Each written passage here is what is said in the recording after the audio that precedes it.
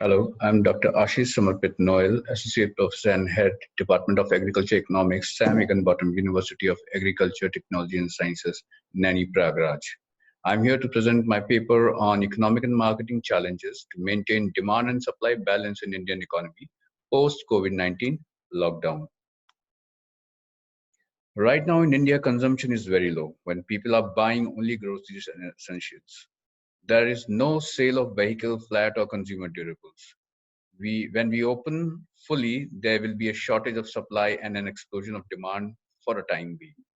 Beyond that time, the supply constraints will arise as migrating labors are a big concern for the Indian economy.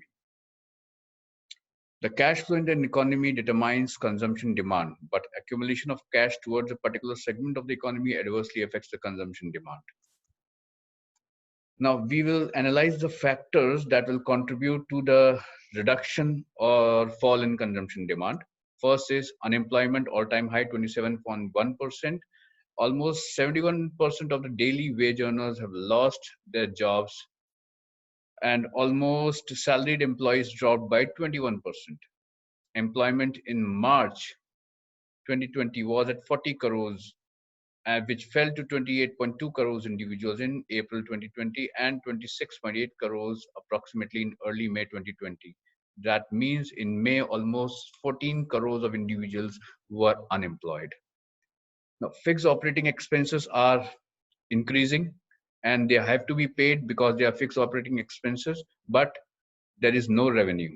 So now this no revenue is building up the losses of the micro, small, and medium enterprises. The major segment that will be impacted is the daily wage earners and individuals with annual income of less than 5 lakhs. Service class individuals working in private sectors are facing pay cuts and job losses and are expecting uh, bad situations in the near future. Service class individuals working in central and state governments are also facing minor reduction in their disposable income due to cuts announced by the government in their allowances. Now, when we analyze these segments, the segment that is below 5 lakhs of income, that is a segment that contributes majorly to the essential item consumption. The segment that is above 5 lakhs, maybe 5 to 20, 10 lakhs or 10 to 20 lakhs, that contributes more to non-essential item consumptions. Now, in an economy already reeling under a demand depression, rising unemployment and lowering of industrial output and profits, all of which is happening together for several quarters now, a supply side constraint would deliver a big blow, jeopardizing growth prospects and social economic well-being of a large number of people. Now, leverage and small and medium-scale business are expected to face acute financial distress due to looming NPA risk, as because they have to pay their interest burdens on the loan they have availed, but there is no revenue. The manpower will be a constraint with MSME, indicating that 30 to 70% of their pre-COVID workforce might have migrated back to their hometowns.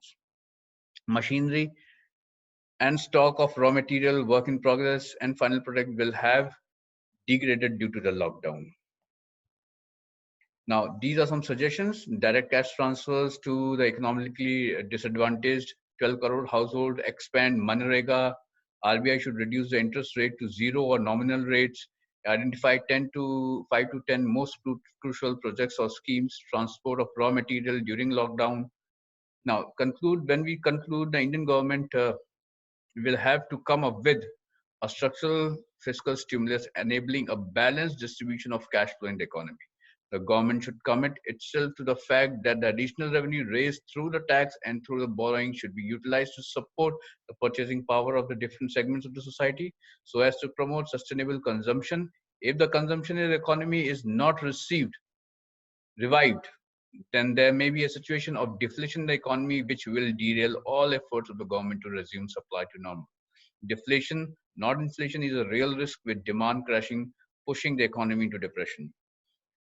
On the other hand, government along with RBI should take measures for maintaining liquidity in the industry so as to avoid supply disruptions to keep inflation under control. Thank you.